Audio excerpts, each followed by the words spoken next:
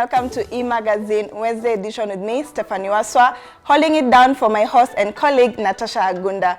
Feel free to welcome me on our social media platforms at Metropole TV KE, and maybe, just maybe, I will stay. This is Behind Us Post. Let's go.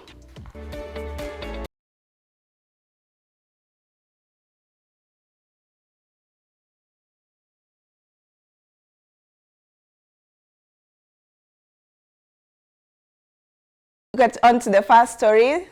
Cases of Kenyans looting goods after an accident occurs has recently been on the rise just days after a fuel looting activity turned out to be tragic in Siaya, leaving more than 15 people dead.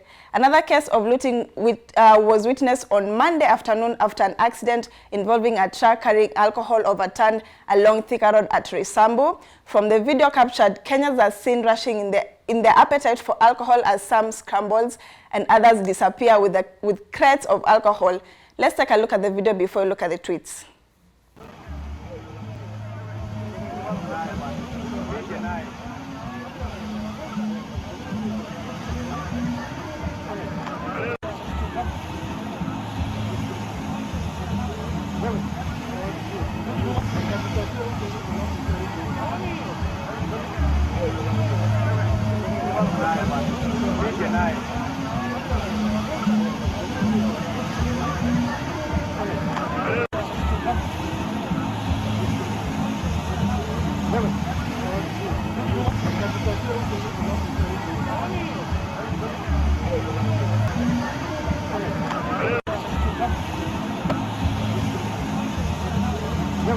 From the video, mtu atasema Wakenya anapenda vitu za free. No lie, manze. No lie.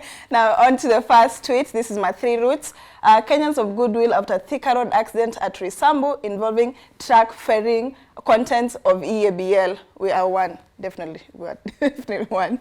Moving on to the next tweet. This is Dembe, Kenyans are kind. A Kenya brewery's trailer overturns in Thika Road and Kenyans stand up in large numbers to help. In quotes, he's being sarcastic. Anyway, let's move on to the next story. The Nairobi County government has introduced a raft of new rules and regulations aimed at keeping the city clean and hygienic.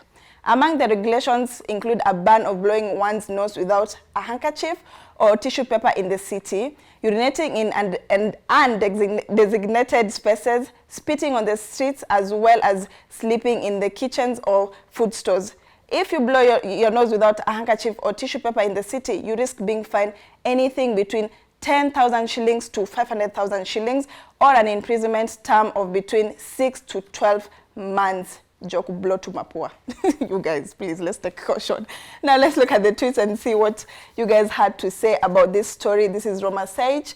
Urinating, defecating, hawking or advertising any article in any public road will be punishable offense in Nairobi. Let's look at the next tweet. This is moving on to the next tweets.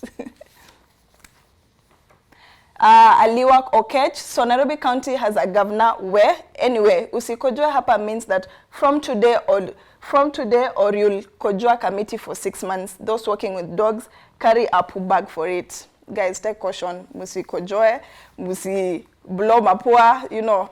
Let's be hygienic. Anyway, let's move on to the third story. There have been many initiatives started throughout various cities as officials try to convince people to become fully vaccinated in response to COVID-19, and the initiatives have made their way inside the jails as well. According to the Olympian newspaper, the staff at Benton County Jail came up with the idea of offering their inmates 10 free packs of ramen noodles to help encourage them to get the vaccine. This program is being coined as #soup for This program is being coined as soup for shorts. S2. Anyway, let's look at some of the tweets about this. This is Cap View. By Monday, the Benton County Jail will have given out 900 packets of noodle soup to 90 inmates, said Scott Souza, Chief of Corrections for the Benton County Corrections Department. Since we're talking about COVID-19 vaccine, have you guys been vaccinated? Talk to us on our social media platforms at Metropole TV KE. Now let's look at the next tweets about, yes. Now this is Ellie. Do you want chicken or beef? You've heard of vaccine incentives like gift cards and cash. But Benton County Jail in #Kenweek is introducing soups for shots, a program aimed at vaccinating inmates using ramen as their prize. I think that's a good prize, if you ask me. And then moving on to the next story of the day, Igor Vovkovinsky, crowned the tallest living man in the US by the Guinness World Records in 2010, died last week at 38, said his mother. Igor was 7 feet, 8.33 inches tall. According to Guinness, he died in a hospital from heart disease with his mom and brothers by his side. Just hours before his death, Igor was able to spend time with his brothers, family, and had his last dinner. Guinness World Record officials measured Igor's height and crowned him the new tallest man in America. He was 27 years old at the time and bet out the previous record holder, Virginia Deputy Sheriff George Bell, by a third of an inch. May his soul rest in eternal peace. Now let's look at some of the tweets about Igor. ABC News, Igor, the tallest man in the US, has died in Minnesota. He was 38. Moving on to the next tweet. This is Al-Arabia. Ukrainian-born Igor, the tallest man in the US, has died of heart disease in Minnesota. May his soul rest in peace. Now moving on to the next story of the day. The Kenya Copyright Board has deregistered the Kenya Association of Music Producers, Performers, Rights Society of Kenya, and the Music Copyright Society of Kenya, MCSK. The decision is to register the three music collective management organization was arrived at after they failed to meet stringent conditions stipulated in the provisional license set out by the Kenya Copyright Board of Directors in April 2021. During its meeting held on August 11, 2021, the board further took note of the recent distribution of royalties where the collective management organization reportedly distributed 41 million instead of 79 million shillings out of the 114 million collected at the end of July 2021 in defiance to the Kenya Music Board license conditions. Following the revocation of the license, collections of royalties has been suspended for a period of 3 months or until further advice. Now let's look at some of the stories, some of the tweets that were tweeted regarding this story. Now this is Sarap Alot. KMP, Prisk, and MCSK are no longer in action. Tell a friend to tell a friend. Musituanishwe, especially people working in a cyber cafe. Okay. Now let's move on to the next tweet. This is Steve. MCSK deregistered New Dawn for music in this country. My question is, will it really help the music industry? Now tumesikia royalties, Calligraph na ulipola kipatiwa 30 bob as royalties. Will this really help them get the royalties they deserve? Let us know on our social media platform at Metropole TV KE.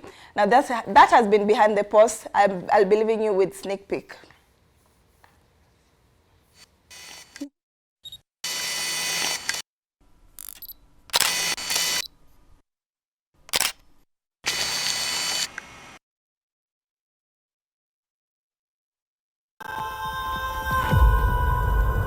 Five years ago, Thanos erased half of the population of the universe. On Sneak Peek today, we'll look at Eternals. But the people of this planet brought everyone back with a snap of a finger. Eternals is an upcoming American superhero film based on the Marvel Comics race of the same name. To protect humans from the deviants. In the film, the Eternals, an immortal alien race, emerge from hiding after thousands of years to protect Earth from their evil counterparts, the Deviants. We need to find the others. I haven't seen some of them for centuries. It is intended to be the 26th film in the Marvel Cinematic Universe. The film is scheduled for release on November 5th, 2021, as part of Phase 4 of the Marvel Cinematic Universe. Any of them.